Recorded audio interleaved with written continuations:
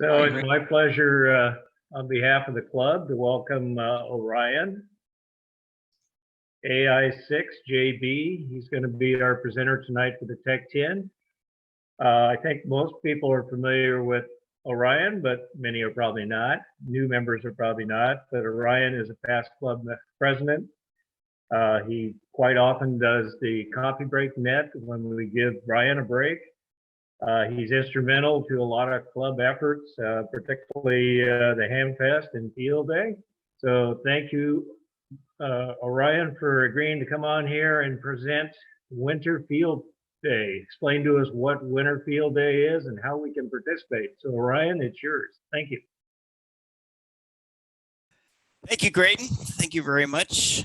So Winter Field Day is coming up a couple weeks away, and it's very similar to Summer Field Day.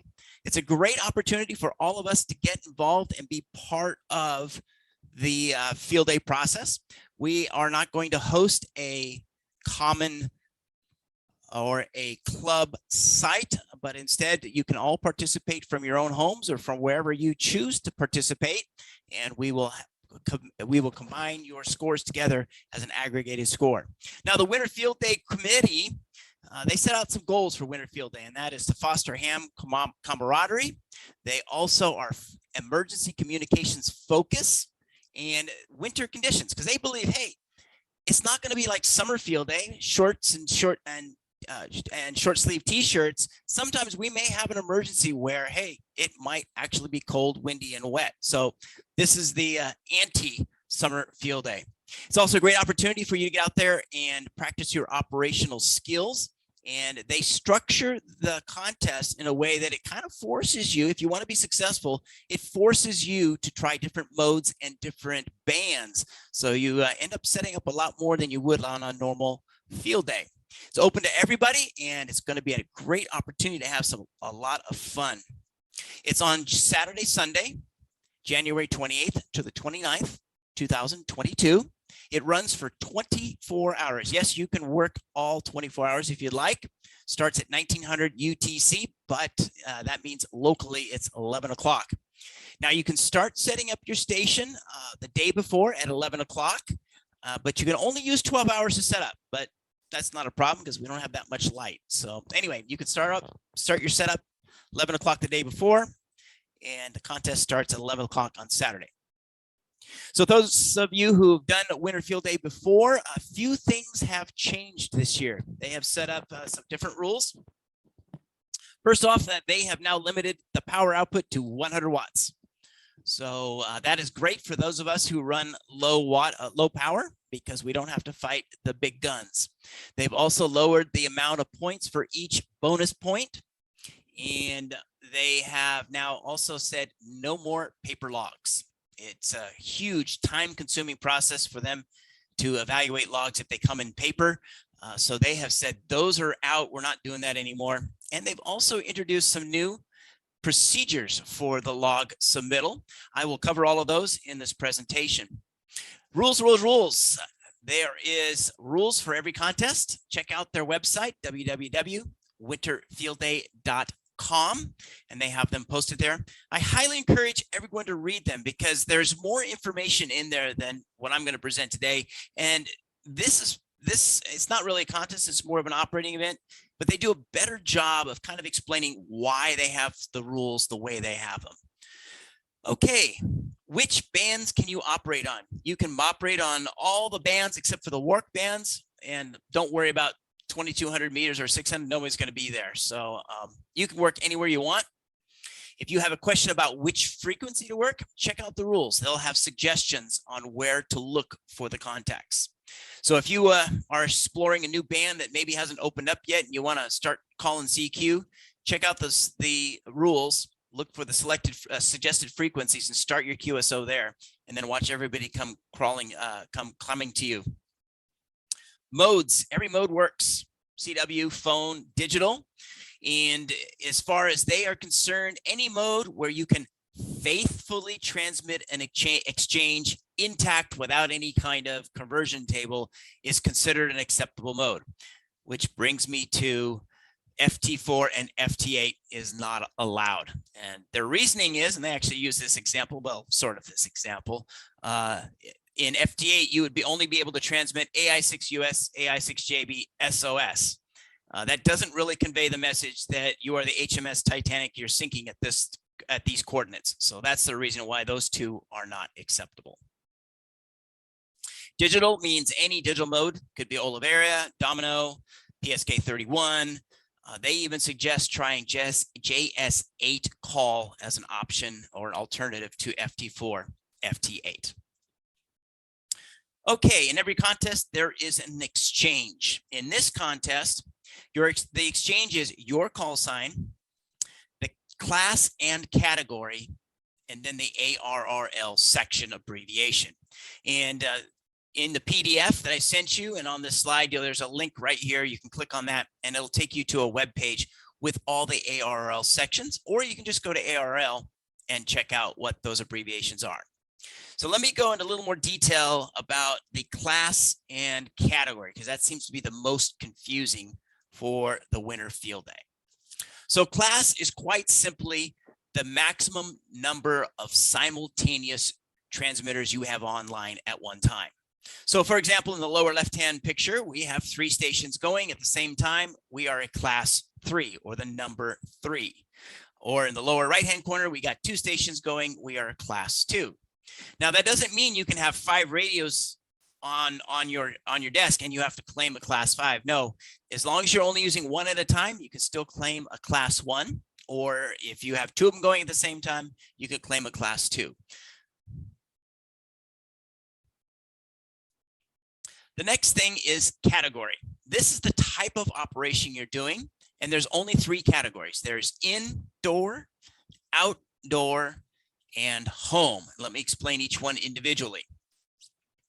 Indoor is if you're operating from a location that is insulated and you installed all your equipment, your antenna, your radio, everything. If you installed all that and it's insulated, you are indoors. So you could be operating from the comfy RV like Brian's in the upper right hand corner, or one of the big class A's down here in the lower right hand corner, or it could be your cabin up in the woods like in the left picture here. As long as you bring your equipment and you set it up within the 24 hours before the event, you can call yourself an indoor category. Outdoor is everything outdoors. You don't have an insulated shelter like a park pavilion or like these tents that you see elsewhere. That is considered outdoor. Now, if you want to use your house, you can do an outdoor if you go more than 30 feet away from your house and you set up your antennas and you set up your station 30 feet away from your house. Then you can consider yourself an outdoor station. And home station is basically everything else. It's a pre-set up station. It's got commercial power. You could even maybe do it non-commercial if you got solar panels, but basically it's a pre-set up station. So if you have anything that's been there before, then you can, and some of you may recognize these shacks because these were pictures pulled from my shack photos. So home station is anything that's already set up in the past. So going back to the exchange, it's your call sign with the class and category and the ARRL section. So for example, if I was operating from Chalk Bluff in 18 inches of snow off of Highway 20 under a pop-up, the exchange would be AI6JB 1 Oscar Sierra Victor. So you see the AI6JB is the call sign, the 1 Oscar is the class and category, and Sierra Victor is the Sacramento Valley section abbreviation.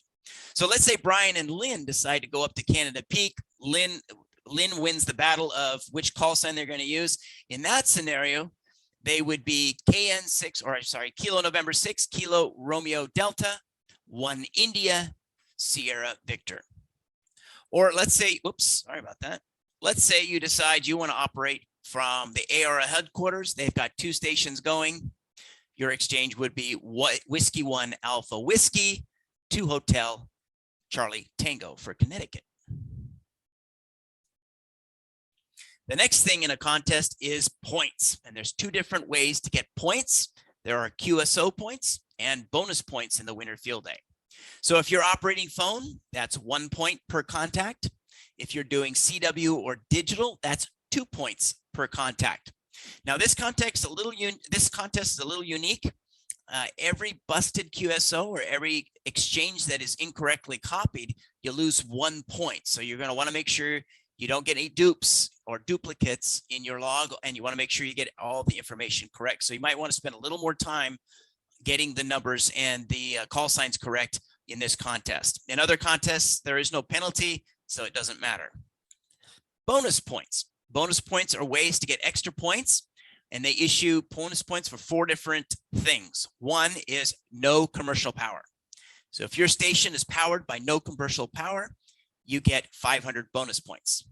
If you're an outdoor operation, you get 500 points. And if you're anything but a home station, you get 500 points for that.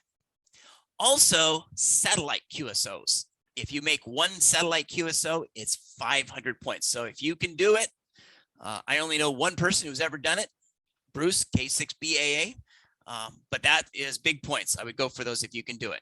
You're only allowed 1 satellite QSO, so make it good. Multipliers. Multipliers are, and there's 2 types in this contest. Multipliers multiply your QSO points. So we have a power multiplier, and this year the plus 100 or greater than 100 watts no longer exists, so that's off the table. If you are transmitting 100 watts or less, you can use a 2x multiplier. If you're QRP, you get 4 times the QSO points. Now, the one that really is the clinker, or not the clinker, the special twist in this particular event is mode and band multiplier. So every mode band combination that you have gets you an extra multiplier. So for example, if you make a phone contact on 40 meters, that's 1 multiplier.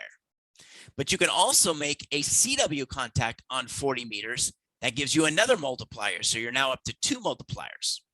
If you do a digital contact on 40 meters, you got now 3 multipliers. So you can see how same band, but I'm using the 3 different modes, and you can increase your multiplier quantity.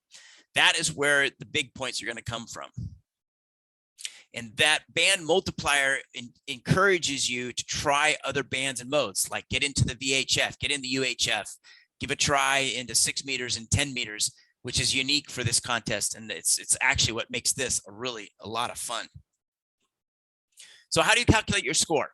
You take your QSO points, multiply it by your power multiplier, multiply it by your band mode multipliers, and then add on your bonus points. So for example, you operated barefoot. Barefoot means 100 watts or less. Outside using non-commercial power. You made 20 CW contacts, 30 phone contacts, 50 digital contacts, and then you made these band mode combinations: 40 meters CW, 40 meter phone, 40 meter digital, 80 meter phone, 2 meter phone. Okay. To calculate your QSO points, you take all your CW and digital contacts and multiply them twice. And then your phone contacts, you multiply them once. So you can see the mathematics. That comes out to 170 points. Your power multiplier is 2 times because you're 100 watts or less. Your band multiplier is 5 because remember, we did 40 CW, 40 phone, 40 digital, 80 phone, 2 meter phone. So that's 5 different band mode combinations. So now you multiply your score by another 5. And then you have your bonus points: no commercial power, outdoor, and not at home. So that's 500, 500, 500, gives you 1,500 points. So the score is 170 times 2 times 5 plus 15 gives you 3,200 points. That's your score for the contest. Okay, this year something new is submitting logs. First off, logs have to be submitted by 000 UTC on March 1st. There is a new procedure on how it's done. First of all, you can't email your logs anymore. You can't mail them to them. So those 2 are out, but they do give you a website now to upload and put your log information. So to do that, go to the Winter Field Day website, go to the WFD log submission tab. Then another page will pop it up and you'll click on the log submission tab, fill out the information, and then upload your Cabrillo file. Now, since we all are working independently, you can use your own call sign. You can submit your log, but in the club field, there's a field in there that says club. We want you to put in Sierra Foothills ARC, and all the logs that are submitted with that club, Sierra Foothills ARC, will be aggregated and we'll come up with a club score. Now, how do you track and how do you keep your log? There's several different ways. You can do the old-fashioned paper, and I'll talk a little bit about that, but probably the easiest way to do it is get a computer logger. There are free ones out there. Actually, there's quite a few free ones out there. The three that I mentioned, or the two that I mentioned here, N1MM is probably the premier contesting software. It's great software. It's got a pretty steep learning curve from my experience. That may not be, if you're just doing this once, that may not be where you want to go, but it's a great piece of software and it's free. And most contesters actually use it. I've never tried TR4W, but I hear that actually is a pretty simple one. So you might give that one a try. And of course, you can go on the internet. There's a bunch of other loggers out there as well. If you want to pay a little money, my favorite, the one that I use, is the N3FJP. It's $8.99 for the winter field day log. Or you can pay the $49 and get his entire suite of software. Great software, and I'm going to give an extra plug on it. What's nice about it is it's a very simple interface. You're up and running very quickly. If you want the Swiss Army knife of loggers and computer radio control software, try out Ham Radio Deluxe. It's going to be a $99 package. That's available to you as well. What is a Cabrillo file? Well, Cabrillo file is the standard for submitting logs in the contesting world. It's a text file, just a basic text file you can create in Notepad or WordPad, whatever the case may be, but it's got a specific formatting on it. And if you want to learn what all that formatting is, I gave you a little link here called www.rof.org Cabrillo. They tell you exactly how the format is and all the different extra options and everything like that. So if you want to know the whole standard and go down that deep, go for it.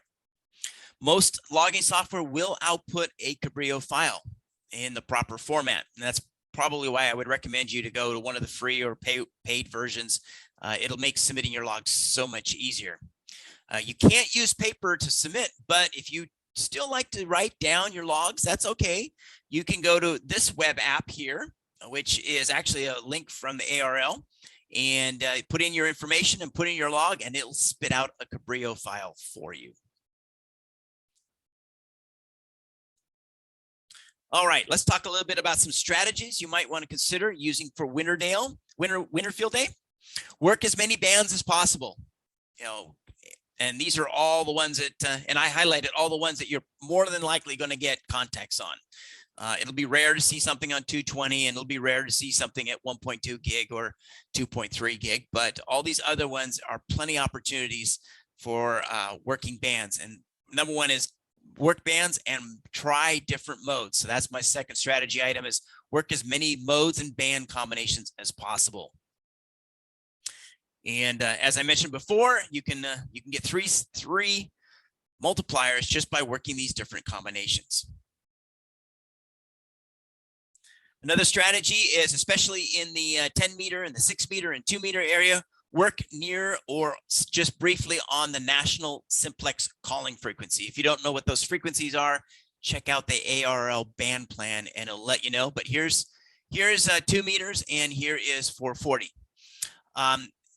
There is no prohibition of you calling CQ on the national simplex calling frequency, but it's definitely frowned upon if you park yourself and stay there. So my recommendation would be call CQ, let everybody know you're up 5, 10, 20 kilohertz, and have people come up there and meet you. But it's a lot of fun. It's more of a gentleman's kind of thing. It's kind of cool. Satellite contact. If you can make one of those, that is great. In the last few years, we've had some, the propagation hasn't been all that good. We've kind of called it quits at around midnight and started back up at 5. That way you can get some sleep and you'll be fresher and more productive in the more productive hours. You definitely want to get started early because you don't want to miss the gray line. Now here's one. It's okay to arrange contacts. Now you have to be careful about that. You can't arrange a contact through a text message or call somebody on the telephone and say, hey, get on this band here. I'm going to be over here. But if you are on 2 meters and say, hey, look, do you got 440? Yeah, I do. All right, let's go up to 440. You can do that RF. So that arranging contacts is if you got somebody on, have them go up to another frequency that you might have available to and get them to go to that and that way you get that contact as well. And the best strategy of all is have fun. All right. Are there any questions?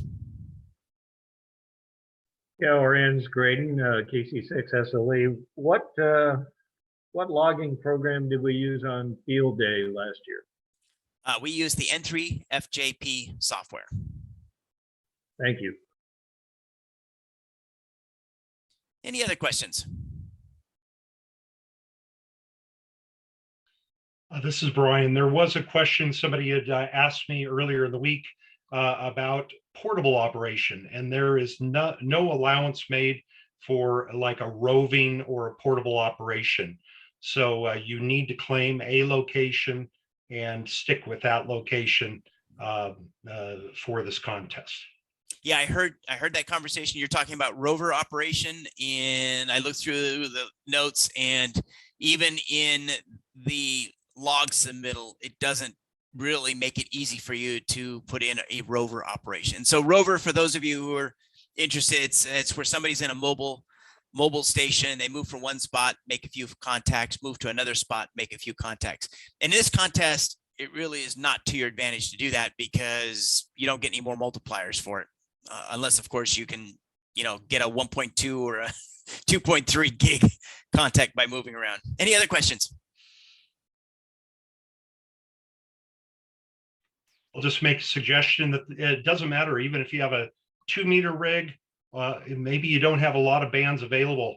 There are going to be a lot of other people participating. Maybe you don't submit a log. We're going to really encourage you to do that and submit it through Sierra Foothills Amateur Radio Club. But if you think that's too much of a hassle, you can only get on for a few minutes, go ahead and get on, support the rest of the stations that are on. Even if you don't submit your log, you're giving them points for the contact. Yeah, and you're having fun in the process too. Orion, one more question. Go ahead, Mike. You're scoring not at home and outside. Was not at home more than 30 feet from outside, or? Not at home is beyond 30 feet. Yes. Oh, okay. Okay. So if you're at home and you decide to go, because once you are 30 feet away from your house and you set up your antenna and everything separate from your house, then you're an outside operation. You're not at home anymore. Okay, thanks. Question. I have a question, Orion. Go ahead, N680L. Thank you. For the points for alternative power, is it clear that you must use alternative power for the entire duration of the contest, or is that could I come off commercial power, make a handful of alternative power contacts, and then return to commercial power? No extra scoring, Orion. So if you use commercial power at any point, you are commercial power. Yeah. So okay. If you go to battery for, just because you have to, you don't get the bonus points for being battery or non-commercial. Okay. Thank you, Brian. All right. Any other questions? All righty. That's it. Then thanks, Graydon. Thank you, everybody.